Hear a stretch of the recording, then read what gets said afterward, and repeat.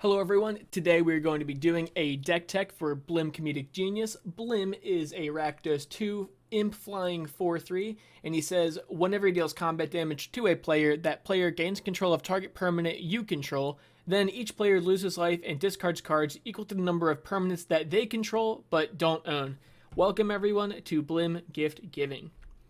So our game plan is basically to swing in with Blim so that he can give our opponents gifts that they don't want in hopes to slow them down. Not only do the gifts we give our opponents hurt them just by being on their field, but it also hurts them due to Blim's drain effect and his discard ability. Now, a big part to mention is Blim is a double-edged sword. If we can't give Blim's gifts to our opponents, they're going to drastically hurt us and possibly cause us to lose the game. So, for the spicy part of our deck is kind of lose the game features. So, Demonic Pact is a 4-mana enchantment that says, at the beginning of your upkeep, choose one that hasn't been chosen. Demonic Pact deals 4 damage to target creature or player and you gain 4 life. Target opponent discards 2 cards, draw 2 cards, or you lose the game. Ideally, what we want to do is use the first 3 parts ourselves and then go to combat, deal damage with Blim, give it away to someone else, so then on their upkeep, they will lose the game. Lich's Mastery is a 6-mana legendary enchantment hexproof. You can't lose the game. Whenever you gain life, draw that many cards. Whenever you lose life, for each 1 life you lost, exile a permanent you control or a card from your hand or graveyard. When Lich's Mastery leaves the game, you lose the game. So pretty much, this card is good if there's any big bounce effect, or just swinging into your opponent, making them lose life, just making them lose their permanents and eventually make them lose Lich's Mastery. The same deal is kind of with Nefarious Lich and Forbidden Crypt. Kind of on a more different note, we have Immortal Coil, which is a 4-mana artifact that says, tap it, remove 2 cards from your graveyard from the game, draw a card. If damage would be dealt to you, prevent that damage, and then remove 1 card in your graveyard from the game for 1 damage prevented this way. Then, when there are no cards in your graveyard, you just lose the game. So we do have a couple exile all cards in target opponent graveyard abilities, just to kind of make Immortal Coil be an instant kill. So next we have Blim's gifts. So these are the kind of things that you're going to want to give to your opponents. So Aggressive Mining is a 4-mana enchantment that says you can't play lands, sack a land, draw 2 cards, only do it once per turn. So it kind of makes our opponents straight up not be able to play. Like, it's kind of what they have is what they got. They can't really play more, and unless they can get rid of Aggressive Mining, it could be a hard lock. Midnight Oil is a 4-mana enchantment that enters the battlefield with 7 hour counters on it. At the beginning of your upkeep, draw an additional card and remove 2 hour counters from Midnight Oil. Your maximum hand size is equal to the number of hour counters on Midnight Oil. When you discard a card, you lose 1 life. So it's going to come in and kind of help our opponents for 1 turn, and then it's just going to start drastically reducing their hand size and making it so when they discard cards, they're going to lose 1 more life, which is pretty good considering Blim's own ability will make our opponents discard cards and lose even more life. Kulfanor's Plan is a 4-mana enchantment that says when it comes into play, exile the top 7 cards of your deck, and you can look at and play cards with Kulfanor's Plans. Skip your draw step, and then you can't play more than 1 spell each turn. So it kind of hurts us in a way that we have to lose 7 cards, but just making sure our opponent can't draw anymore, at least on their draw step, it's going to be benefit. Plus, it's a little hard lock kind of in a way, not really hard, but it's going to make our opponent only be able to play 1 spell per turn, and again, our goal of the deck is to really slow down our opponents. Pyromancer's Swath is a 3-mana enchantment that says if an instant or sorcery would deal damage to a creature or player that you control, it deals that much damage plus 2 to that creature or player instead. Not very great to give to our opponents since it could be very good, but at the beginning of each end step, discard your card. So ideally, you don't just want to give this card to a spell singing player or any burn player like that, but if you give it to a battle cruiser or reanimator, things like that, life gain, making you lose your hand at each end step, not just yours, each end step, could be really, really painful. Experimental Frenzy is a 4-mana enchantment. Look at the top card of your library anytime. You can play the top card of your deck, and you can't play cards from your hand, and you can pay 4 mana to destroy Experimental Frenzy. The 4 mana is a 1 and a red, which could be tricky since you do need the red to destroy it. This one could be good for us, but we mainly want to give it to our opponents that aren't playing red, so they have kind of a harder time doing what they need to do, so they can't really plan anymore. They're kind of just going off the top of their deck. It essentially makes them hellbent.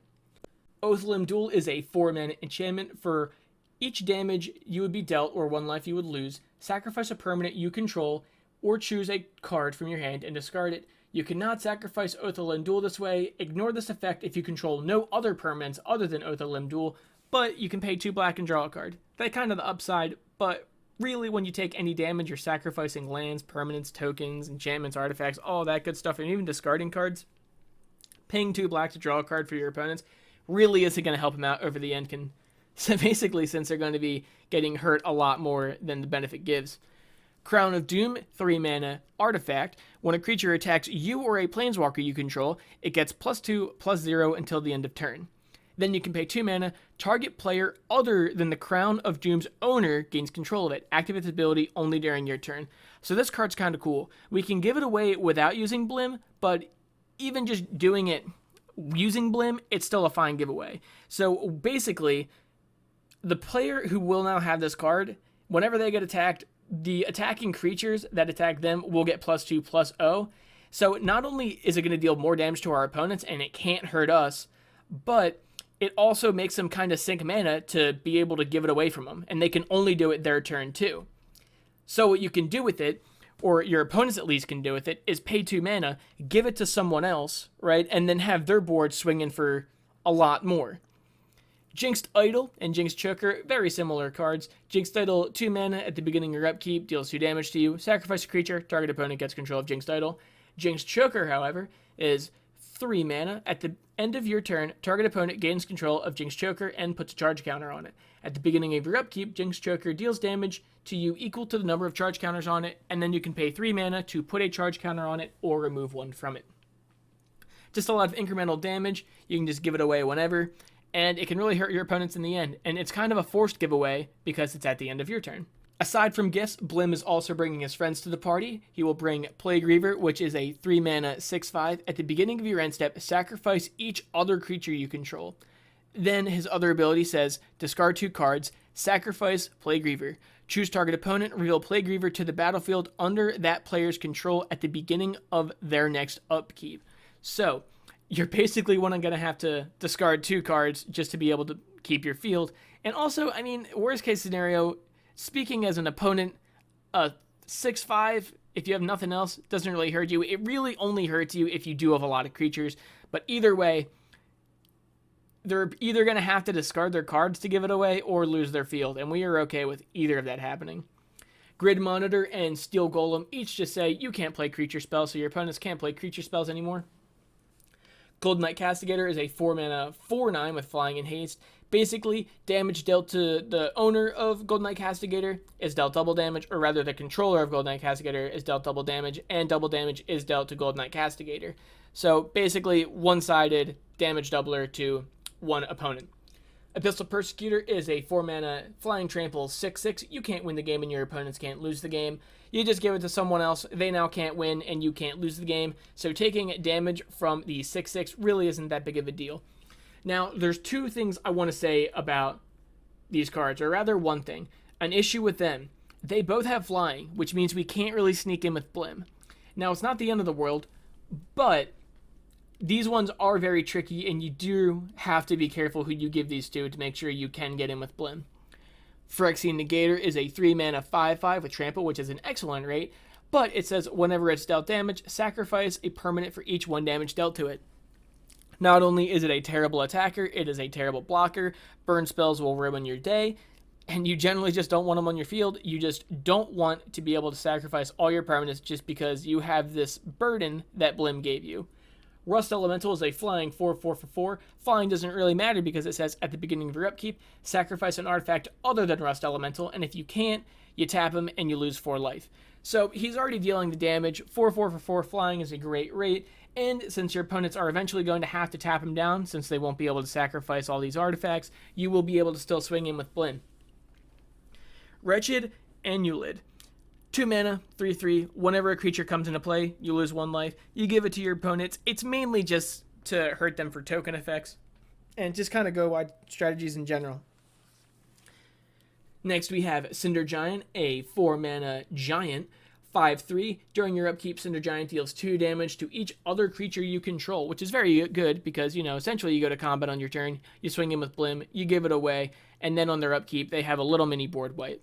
So, kind of good benefit, and it doesn't hurt itself because it's each other creature. And I'd say a lot of creatures in Magic, and especially tokens, are 2 toughness and less. Next, we have Priest of the Bloodwraith, 5 mana, 2/2. It says when it enters the battlefield, put a 5/5 black demon creature with flying into play. And then at the beginning of your upkeep, you lose 2 life. Now, the cool part about this card, right, is you pay 5 mana, and then you get a flying 5/5. And then you give it to your opponent, and then on their upkeep, they lose 2 life. So you kind of get all the benefit from this card, and your opponent kind of gets all the pain from this card. Next, we have free gifts, where basically these are all cards that are going to enter play and then automatically go under an opponent's control. So starting off, we have Zancha, Sleeper Agent, a 3 mana 5/5. When it enters the battlefield, an opponent gets it. Zancha attacks each combat if able and can't attack its owner or planeswalkers its controller owns. So basically, we're not getting hurt from Zancha. Then, 3 mana, any player may pay 3 mana, Zancha's controller loses 2 life, and you draw a card. It's not great because your opponents are going to have a little bit more card advantage and like a little mana sink, but it is kind of good because it is essentially going to kill the player that you gave Zancha to. Next, we have Little Baby Zancha, which is a Sleeper Agent. It's a 1 mana 3/3. An opponent gets control of it when it comes in, and then at the beginning of your upkeep, Sleeper Agent deals 2 damage to you. Next is a Crow and Horse. It is a 4 mana Defender 0/4. When it comes into play, an opponent just gains control of it. And then at the beginning of your upkeep, each opponent creates a 1/1 White Soldier creature token. Now the cool part about this card, it comes into play so we don't have to worry about the combat damage, but also, basically on the next upkeep, we start reaping the benefit from it because we're making 1/1s. And yeah, our opponents are making 1/1s, but when everyone's super, no one's super. So ultimately it kind of evens itself out. Captivating Audience is a 7 mana enchantment. An opponent just gets it when it comes into play. At the beginning of your upkeep, choose one that hasn't been chosen before. Your life total becomes 4. Discard your hand. Each opponent creates 5 2/2 black zombie creature tokens. Basically, this card is a death sentence. And as an opponent, the order that they're usually going to pick it in is each of your opponent makes 5 2/2s, you discard your hand, and then your life total becomes 4. And when your opponent has 5 2/2s, assuming you're in a pot of 4, that is 15 2/2s, and you now have 4 life. So the likelihood of them sneaking in and just killing you, very, very high. Pendant of Prosperity is a 3 mana artifact. When it comes into play, an opponent just gets it. Pay 2 mana, tap it, draw a card, and then you may put a land card from your hand onto the battlefield. Pendant of Prosperity's owner, which will be us, draws a card, and then that player may put a land card from their hand on the battlefield. So this one is tricky because it kind of does help our opponent, but simply by them doing it, we reap a benefit as well. So it's just kind of a little more ramp and card draw from us that we really don't have to worry about. Ways to give gifts. Now you'll notice there are only 2 cards here, and that's because in Rakdos there are straight up only 3 ways to give permanents to your opponents that don't do it by themselves. That is Blim, Harmless Offering, which is a 3 mana sorcery that says target opponent gains control of target permanent you control, and Bazaar Trader, which is a 2 mana 1/1 that says target player gains control of target artifact, creature, or land you control as a tap ability. Bazaar Trader is a powerhouse in this deck because he can instant speed give away your stuff to other people, and we don't have to rely on Blim so much with him. But again, this deck does very heavily rely on Blim. It's important to keep him safe. It's important to be able to give your gifts away, or else you'll be the one hurting in the end, and there are not many ways to do it, so this is a little disclaimer for the deck. You must be careful when you play things and who you choose to give your gifts to. Continuing onward, we have Blim's personal stash. These are the kind of things he just doesn't want to give away. So, Strionic Resonator and Lithoform Engine, we're mainly running it for the top ability, which says 2 mana, tap it, copy target triggered ability you control, and you may choose new targets for it. So basically, Blim's dealing combat damage to a player is a triggered ability, so we will be able to use these to pay 2 to tap it to double up on the triggered ability. Lithoform Engine has a couple other fancy things attached to it where you can copy instants and sorceries and copy permanents, but again, we're mainly running it for the top part. Waste Not is for when our opponent discards cards. When they do, if they discard a creature, we get a zombie. If they discard a land, we get 2 black mana, and if they discard a non-creature, non-land, we'll just straight up draw a card. Next, we'll have Court of Ambition, which is a 4 mana enchantment. When it enters the battlefield, you're just the monarch, which will help us with a little more draw abilities. At the beginning of your upkeep, each opponent loses 3 life unless they discard a card. So either way, they're losing life or they're discarding cards. Both things Blim are interested in. Then, if you're the monarch, instead, each opponent loses 6 life unless they discard 2 cards. So it kind of doubles up the effect, which is essentially going to speed up our game plan in the end. Sangromancer is a 4-mana 3/3 with flying. Whenever a creature an opponent controls is put into a graveyard from the battlefield, you may gain 3 life. Whenever an opponent discards a card, you may gain 3 life. So basically, since our opponent is going to be discarding cards, and just as EDH goes in general, creatures die, it's just a quick way to gain life, keep us in the game longer. Kazul, Tyrant of the Cliffs, is also kind of there for that reason, a 5-mana 5/4. Whenever an opponent attacks us with a creature, if we're the defending player, we make a 3/3 Red Ogre unless they pay 3 mana, which is basically an incentive to not attack us. It's like a propaganda, it's a ghostly prison, it's just incentive to not attack us. Silent Orbiter is a 4-mana 1/5 artifact creature. It's a construct. No more than one creature can attack each combat. No more than one creature can block each combat. What that means for us is we're always going to be swinging in with Blim, right? And since we don't really keep many creatures for ourselves, it's going to really limit how much damage our opponents can do to us. Plus, it's a 4-mana 1/5 blocker. So it's usually going to be able to take a good hit. But since Blim has Evasion, this will also be able to help us sneak in for a little more damage too. So our card advantage and draw. Treacherous Blessing and Demonic Lore start off the same 3-mana enchantment. When they enter, draw 3 cards. Treacherous Blessing differs and says whenever you cast a spell, you lose 1 life. And then when it becomes the target of a spell or ability, sacrifice it. So basically, the way this is a quick 3-mana draw 3 card. When we go to attack with Blim and we deal the damage and we give it away, it'll just automatically sacrifice itself. Demonic Lore is a little more permanent one where it says at the beginning of your end step, you lose 2 life for each card in your hand. So we'll just give that away, and then our opponents take the punishment while we draw 3 cards. Master of the Feast is another one of those tricky flying creatures that we have to be careful with. It is a 3-mana flying 5/5. At the beginning of your upkeep, each opponent draws a card, which when we give it away will be beneficial for us since, it's extra card draw for us. Guest Grimoire, 4-mana artifact. Whenever an opponent discards a card from his or her hand, you just draw a card. Kind of beneficial for us. It's Blim's own ability, makes our opponents discard cards, so then we will kind of reap a benefit from that by drawing those cards. Valakut Awakening is a 3-mana instant that just kind of filters our hand. It says put any number of cards from your hand on the bottom of your library, then draw that many cards, +1. So basically, it'll help us draw a new hand while selectively keeping the cards that we do want. It's kind of going to help us out of a little bit of a predicament if we get to one. Next, we have Wheel of Misfortune, which is a little bit more tricky. It is a 3-mana sorcery that says each player secretly chooses a number of 0 or greater, then all players reveal those numbers simultaneously and determine the highest and lowest numbers revealed this way. Wheel of Misfortune deals damage equal to the highest number to each player who chose that number. Each player who didn't choose the lowest number discards their hand and draws 7 cards. So it's kind of tricky. Basically, it is a wheel that can hurt opponents or us. If we say 0, we don't take any damage, but we also won't have to discard our hand. Or if we want to make sure that we are the one to discard our hand and draw a new one, we'll have to potentially risk losing a little bit of life. We could say a very high number to have it guaranteed, but then we're going to take a big hit. Or we can say, ideally, a medium number. Let's say 5, for example. So at the very worst, we'll lose 5 life and we'll draw a new hand. And at the best case, we can say 5 and our opponent will choose a number higher than 5 because let's say they get a little bit sketched out from it. Next, Thrill Possibility. 2 mana as an additional cost, discard a card, draw 2 cards. It's basically just a way to help us kind of filter our hand a little bit, get rid of something we don't need, and, maybe like a land later on, and just draw a fresh 2 new cards. It essentially replaces itself at instant speed. Next, we have Faithful Suiting, which is a 1-mana sorcery. Draw 2 cards, then discard 2 cards, and then we can pay 3 mana to do it later from our graveyard again.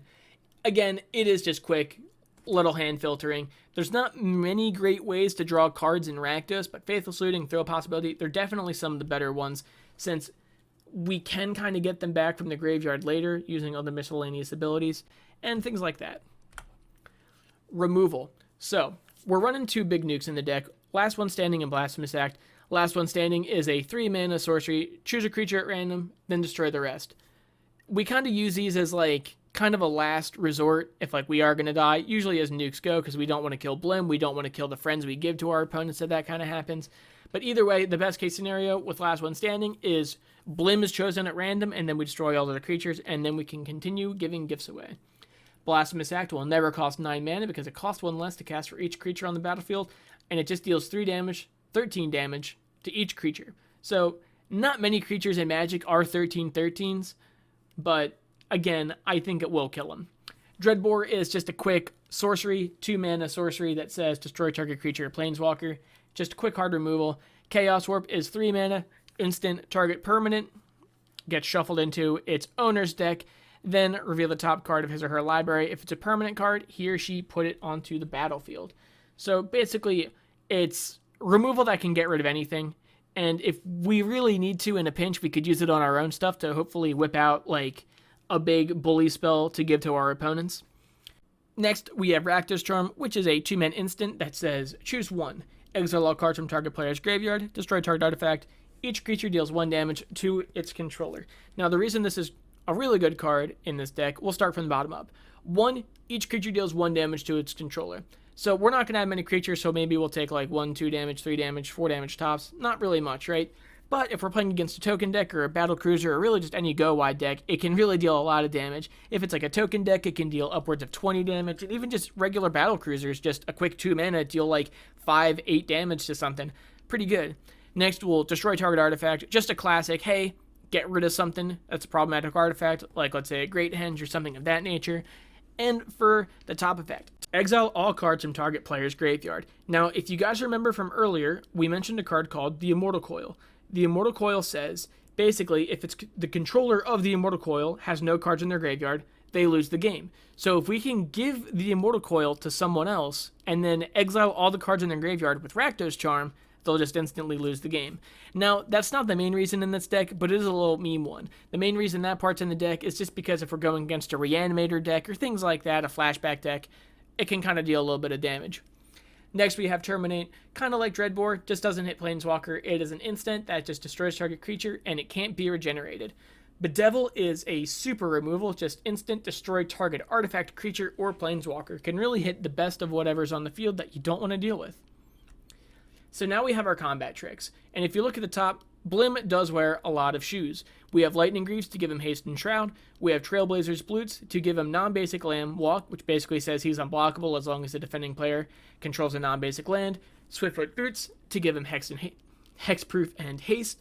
Whisper Silk Cloak, another fashion statement for Blim that says he can't be blocked and he has Shroud. Very good to deal with the flyers that our opponents may have. And then Blood Mist for a 4-mana enchantment at the beginning of combat on your turn, target creature you control gains double strike. If Blim has double strike, that means he's dealing combat damage 2 times, which means we can give away 2 gifts. Now for our rocks and ramps. We have Curse of Opulence, which is a 1-mana enchant player. When enchanted player is attacked, create a gold token. Gold basically says sacrifice it, get 1 mana of any color to your mana pool. You don't have to tap it or anything, you just sacrifice it.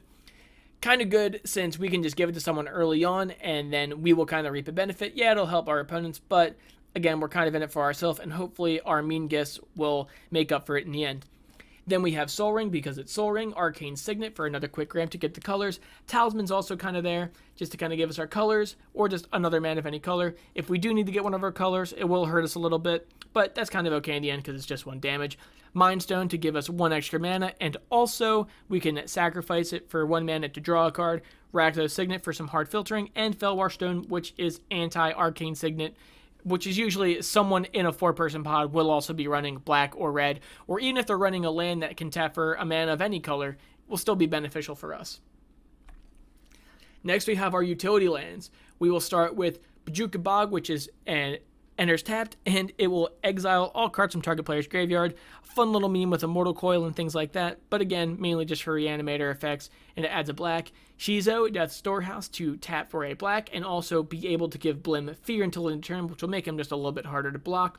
Urborg to make sure that all of our lands can tap for black. Castle Lockwain for some quick card draw. Command Beacon, because if Blim keeps dying and he gets a little bit too costly, we can just put him in our hand and then cast him for the 4 mana. Rogue's Passage to make Blim unblockable, because again, we kind of win by getting him with Blim. Gaia Reach Sanitarium, just for some quick card draw, and we do have a couple of those discard ability triggers, like, Waste Not and Sangromancer. Next is Scavenger Grounds, basically an instant speed Bojuka Bog. It is a desert, we don't run any other deserts, so it is pay 2 mana, tap it, sacrifice it, and we exile all cards from a graveyard. From all graveyards, not just our opponents. Next is Reliquary Tower. We just don't have a max hand size, and it'll add a colorless.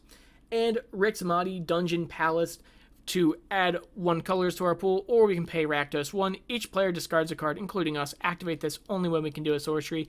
Again, kind of like Gaia Reach, just in case we have any of the abilities on our field that say we benefit from our opponents drawing cards. Next is our duels. They all just kind of tap for black or red, so we won't really go into it. Command Tower is the staple. Exotic Orchard. Again, since most likely our opponents will have a land that will tap for black or red, or a land that'll tap for any color, it's basically a duel. Canyon Slow is a swamp mountain, so it is fetchable, even though we are not running any fetches, but we don't know what our opponents run, if they're running a Collective Voyage or something like that. Mainly, it does have cycling, which is very good, especially if we don't need it later. Luxury Suite will never come in tapped because we will be playing in a pot of 4. Smoldering Marsh is a swamp mountain, so it is fetchable, and it will enter tapped unless we control 2 or more basics. We do run a good amount of basics, so most likely it will come in untapped. Graven Cairns is just there for some hard filtering if we need double black, double red, or maybe one of each. Temple of Malice will enter tapped just to scry us 1 for a little bit of card advantage. Blood Crypt is a classic shock, which is a fetchable swamp mountain, and when it enters, we can choose to have it enter untapped for 2 life, and that's kind of it. If we don't, it enters untapped or tapped. Dragon Skull Summon is just a classic check land. If we have a mountain or a swamp, which we do, because you can even look at Blood Crypt, Canyon Slow, Smoldering Marsh, and even just any of our regular lands, it usually will check. Now we'll go with our basics. We do run 7 mountains and we run 8 swamps. If you look at our little pie graph in the center, we are a little bit heavier with black. So that is why if you notice that our utility lands are primarily black. I don't think we have any red utility lands. And if you look at our distribution in the center, our average CMC is about 4. So I believe this deck is running about 36 lands. And I think with an average CMC of 4, we will be able to consistently get there really with no issue. Again, thank you all for watching. Don't forget to like, comment, and subscribe, and tell me what you would add or cut to the deck. I always like hearing critiques from my deck lists and things like that. Again, thank you guys for watching. Remember to like, comment, subscribe, do all that good stuff, and I will see you guys next time. Have a good day.